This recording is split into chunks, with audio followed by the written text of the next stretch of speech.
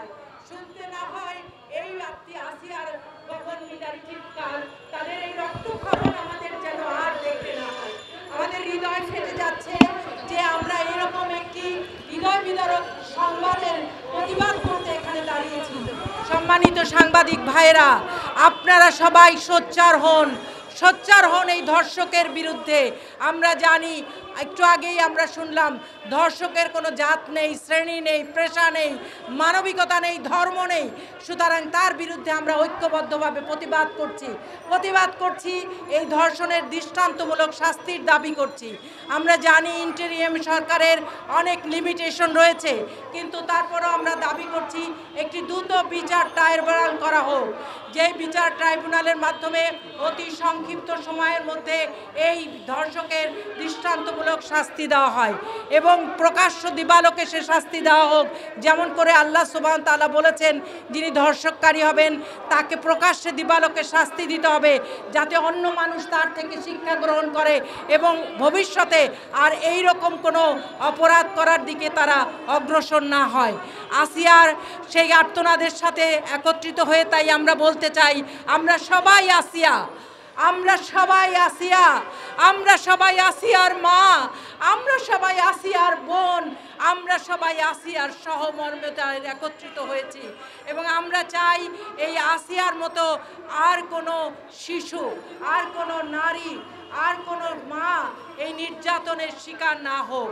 আমরা জানি দীর্ঘ 16 বছর ফ্যাসিবাদের নৈতিকতাবিহীন শিক্ষা ব্যবস্থার বিস্ফল হচ্ছে এটি। এই বিস্ফলের কারণে আজকে নৈতিকতাবিহীন একটি সমাজ ব্যবস্থা গড়ে উঠেছে, মানবিকতাবিহীন একটি সমাজ ব্যবস্থা গড়ে উঠেছে, যে সমাজ ব্যবস্থায় একজন মানুষকে মানুষ হিসাবে গড়ে তুলতে শিক্ষা দেওয়া হয়নি। শিক্ষা দেওয়া হয়েছে একটি লোভাতুর দৃষ্টি দিয়ে, তাকে নারীকে শুধুমাত্র ভোগ করার বস্তু হিসাবে সে দেখার জন্য। তাই আমরা চাই একটি মানবিক পরিবেশ গড়ে তুলতে, একটি নৈতিকতাপূর্ণ শিক্ষা ব্যবস্থা গড়ে তুলতে, যেই শিক্ষা ব্যবস্থার মাধ্যমে মানুষ, সন্তানেরা, আমাদের সন্তানেরা একটি মানবিক সন্তান হিসাবে গড়ে উঠবে, নৈতিক গুণাবলী সম্পন্ন মানুষ হিসাবে গড়ে উঠবে এবং যাতে করে সে তার বোনের পাশে, ভাইয়ের পাশে, তার মায়ের পাশে, সকল নারী জাতির পাশে ঢাল হয়ে দাঁড়াতে পারে, তাদেরকে রক্ষা করতে পারে, তাদেরকে নির্যাতিত নয় বরং তাদেরকে রক্ষা করার জন্য তাদের পাশে এসে দাঁড়াবে। এবং সেই রকম একটি মানবিক সমাজ, সেই রকম একটি নৈতিকতাপূর্ণ সমাজ গড়ার জন্যই সম্মিলিত নারী প্রয়াসের পক্ষ থেকে আজকে আসিয়ার পাশবিক নির্যাতনের বিরুদ্ধে প্রতিবাদ করার জন্য আমরা এখানে দাঁড়িয়েছি। আজকে আসিয়ার ধর্ষকদের দৃষ্টান্তমূলক শাস্তির দাবিতে এখানে আমরা দাঁড়িয়েছি এবং আমরা বলতে চাই যে আপনাদের এই আমলে আমরা এই ধর্ষকদের দৃষ্টান্তমূলক শাস্তির উদাহরণ দেখতে চাই, যাতে করে সারা জাতি আপনাদের কথা স্মরণ রাখে। যেমন করে এই নতুন নব্য স্বাধীনতার পর, 24-এর গণ উত্থানের পর আমরা একটি নতুন স্বাধীনতা পেয়েছি। আমাদের এই স্বাধীনতা যেন কলুষিত না হয়, আমাদের এই স্বাধীনতা যেন কলঙ্কিত না হয়, আমাদের এই স্বাধীনতা যেন কেউ নষ্ট করে না দেয়।